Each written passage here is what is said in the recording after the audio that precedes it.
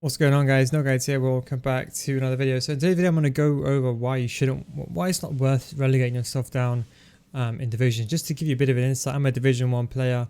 I normally play on a high skill rating in Division 1, but I don't really play rivals. So I was always around the 2000. Now I did the original foot swap, so like the season 1, 2 in Division 1, and it was a nightmare. And it's not necessarily because the players are good, it's because you have a terrible team. Unfortunately, you're forced to use these ridiculous swaps. I don't understand, why do you have to use 9? Why can you just not make it like 6? I'd rather have 6 first own players and play 10 games than win 4 with 9. Because most times you got like wingers playing left back, CDMs playing centre back, centre mids playing left mid, right mid. It's an absolute shambles. With 3 subs, it's really hard. Now in Division 1, people don't do swaps. There's no one, I've met maybe a few players in Division 1 doing swaps, but just to give you an insight, forget even giving you a win. These guys would go complete try hard, like and they would want you to leave. That's how bad it is. Like you could have an objective squad, they will park the bus and hold the ball deliberately so you leave the game so they get a win. So even though I was winning 1 in every 2 or 3 games, it was just mundane, it was tiring, it was nonsense. So I relegated myself. Now I didn't really want to, I'll be honest, but it was just ridiculous because I didn't want to do 8 icon swaps in Division 1. That is legit the worst thing ever. So I went down to a conservative 5 or 6. Now I thought this was too low. I was going to go down to 3 and 2, but I just thought, you know what, let me just mess around. And someone was saying to me Division 5 is hard, so I really wanted to see what the hype is about. Why is everyone struggling? Because you see like Division 3 Gold 1 players in Division 4 and 5, you're thinking what's going on. Then it came to light. Now in Division 5 I played 7 games, should I say, right? Now 4 games in a row I played Division 1 players. Now how do I know this? In every single game, what it was, the person I was playing wasn't doing the objective. They were basically playing try hard, trying to get back up to Division 1. So what they would do, they would go back to 10, they would do the foot swaps, and then they will, from 7 to 6 onwards, they would go complete try with their mega teams, not an objective team, but their mega teams, and they would pass the ball around and sweat. Now I played 4 Division 1 players in Division 5 in a row. That just shows kind of how messed up the system is. That's why people who are getting Gold 1 and Division 5 and 6, and it's stupid. They need to change the system, because so many times people are saying, okay, you know what, Neil, I need some help. Last year I was in Division 5, Division 4. This year I'm in Division 7 and 8, and they can't get out because people are relegating themselves, going into their division, beating the players that are already in Division 7, and they're going down even further. So at the end of the day, the only people that benefit from this is the Division 1 players. But at the end of the day, I don't blame them, because I was struggling, and it's not worth playing Division 1. Like, you think that if you're a lower tier player and you're thinking it's bad enough in Division 7 or 6, playing against people who are really good, try Division 1 against pro players, semi-pro players, complete elite players, tryhards. It's a different caliber of game. It's like the worst second league team in the world versus like Barcelona. It's a complete shambles. So there's kind of no hope there. The reason why I say it's not worth relegating yourself is you kind of have 2 options. You either relegate yourself to Division 10, but you see, if you relegate yourself to Division 10, unless you're a Division 1 player, you're going to be stuck around this region. A lot of players are saying to me, yo Neil, I relegate myself to Division 10, but I can't get back up. Now this is the issue. If you relegate yourself down to Division 10, unless you're a Division 1 player, it's fine to go back up. But if you're a Division 3 or Division 2 player, because Division 1s have relegated themselves down to 9, 10 and 8, and then you're going to get Division 2 and 1 players at 4, 5, etc, etc, you're going to get knocked down even further. And naturally speaking, I don't mean to sound this in a rude way, but you're going to become a lesser player because you'll be playing lesser opponents. And when you go into foot champs, you're going to be like, okay, you know what, rivals, I'm sailing through this. This is pretty easy. I might get a couple of hard games occasionally on the way. But when the new patch comes out, you don't know what's going on. You're going to get hit. So that's why I don't recommend going down 10. I only recommend going down 1 or 2. Now, I did the foot swaps in Division 2 and 3 on my alternate. That was the limit. I didn't actually go down. The way I did it, the best way I recommend is, if you're a Division 1 player, I would say just try a couple of games. If it's that bad, relegate yourself to Division 2 only, and then in Division 2 just play a game, and every single time you can see the goal, just rage quit.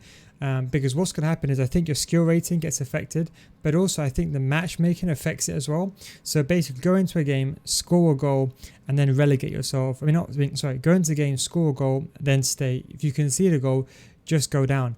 And I think it's better off doing it this way than going down to 6 like I did. Because then when I start winning like 5 or 6 games in a row, I wasn't facing Division 6 players. I was facing Division 1 players. I'm not saying I'm matching against Division 1 players themselves. They're basically Division 1 players in Division 6, just like how I am. So I think if you win too many games in a row, it's actually a backfire. So that's why I recommend just going in full guns blazing. If you can see the goal, just back out. You're naturally going to kind of self-relegate or semi-relegate yourselves, and then just play normally. Now, the reward system itself is a joke. Just to give you an example, you can see that I'll leave this link in the description. This is FootUT. This is a website where you can just see, apart from Division 1, Division 2 is where I would say most of the players are. I'm a Division 1 player, but I'm a casual player. I don't try hard, I don't hold the ball. So it's in some respects, it's kind of pointless being in Division 1 because it's not fun. But if you look at Division 2, Rank 2 Division 2 rewards, it's actually pretty shambles if you think about it. Division 2 is a pretty hard division, but if you compare that in contrast to Division 3, you almost get, I would like to say, better rewards in Option 2 and Rank 2 from Division 3. So, you can even push to Rank 1, which is easier than Division 2. And so the system, the whole system is messed up. Rank 1 should be like a 2 mega packs, maybe 2 ultimate packs, or maybe 2 mega packs, 1 ultimate pack, 1 Gemma Rare Players pack. But it shouldn't be so similar, to, for example, Option 2. Now, obviously, you're going to say ultimate pack is worth more, but still, just the pack value in general. And this is what's messing it up for everyone else. Now, these foot swaps are something else entirely. They need to next year. Now, I'll be honest, these foot swaps are an amazing idea. Not for us. If you're watching this video, you're probably a hardcore player. But if you're a casual player, these foot swaps are actually genius ideas, because last year, if you remember, the actual SBCs, the Icon SBCs, they were so hard to retrieve. The reason why those Icon SBCs, if you remember, they costed a couple of million. I mean, I'll be honest, I played every single weekend league and I could barely afford them. But now, if you're a casual player, let's say you play squad battles or whatever, you can get almost god tier players. I'll be honest. Okay, you can get icons. You can get Hierro, one of the best centre backs, Edwin van der Sar, one of the best goalkeepers, Seedorf, one of the best centre mids, Coleman, well rounded. You can get someone like Socrates, 5-star weak foot, Zambot, one of the best right backs, Figo, Blanc, probably one of the top 3 centre mids icons in the game. You can get all these amazing players by just doing very little objectives. I think that's the most important, the best thing about it. But the worst thing is, it's the way it's laid out. I don't think you're ever going to watch this video, but they need to change the system where maybe I'd rather play online. Like I don't like playing squad battles, right? So squad battles for me is a no-go. I don't touch that. Just because it's just too mundane, it's too boring. It's like Division 1 all over again, especially against an ultimate, right? But let's say these ones, I wouldn't mind if they did like maybe 10 rival games, like double the rival games, and 5 first owned players instead of 9. Because with 9, you're going to lose more games than 10 than if you have to win 10 in the first place. Because what people, as I said, unless you're buying packs, people are forced to take the untradables, and then when they take the untradeable rewards, they're forced to have whatever team they have. Now, most players, they don't have that much. Now, I'll be honest, I never take untradables, but this is like my first owner squad. But if you look at the rest of my squad, for example, I did a Syrian one, it was a shambles. I had players out of position, and it was a disaster. So I think you need to fix it on that standpoint. But that's why I say anyway, it's no point relegating yourself down anymore, because I think in the long run, especially if you're like a Division 4 or 5 player, it's going to be hard to get back into Division 5. And as I said, and at first I kind of hated people who relegated themselves. Now I can understand it, even more so in Division 1. But I think if you just stay in your division and maybe, as I said, win a game and then rage quit, it probably is the most efficient thing. And the good thing is, as I said, the rewards in some of the lower divisions, they're pretty good. So you could probably do, icon swaps in about 2 or 3 weeks. And you can kind of work your way up and get really good rewards. So you could be a very decent player and you can get like top option 1 rewards, which is probably very hard. Like, for example, Division 1 option 1. I've never got Division 1 option 1 because it's just way too many, and I just couldn't kind of compete. But that's just kind of my thoughts. Another tip as well, I'd recommend using like a 5-2-1-2, a formation like that, you know, like a very attacking formation to do icon swaps. The 5-2-1-2, you know, you've probably seen my video on it. I think it's really good for doing icon swaps, trying to get that goal, exploiting the defenses. Another tip I wanted to give you, if you're struggling with players, what I do is, what I've been doing recently is that if I got no centre backs, I've been playing full backs in centre back. You've probably seen this on my main account. And then if you play a winger, let's say for example you don't have, I don't know, you haven't got any left backs or right backs, what you could do is you move like a left mid into a left back role, and you can get 7 chemistry. The most important thing for a fullback is pace.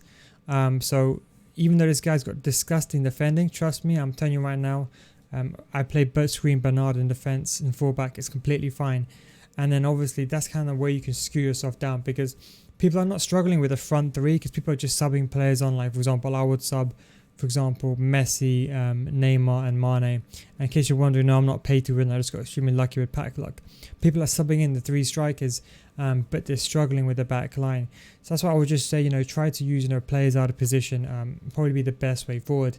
Anyways, thank you very much for watching the video. Hope you enjoyed it. This is kind of like just a quick information, because people are just asking me, is it worth doing? That's the reason why I relegate myself as more of as an experiment. I'm never going to relegate myself again, because it's even worse. It's just a shambles altogether. Anyway guys, thank you very much for watching. Take it easy, and I'll catch you next one. Peace out, boys.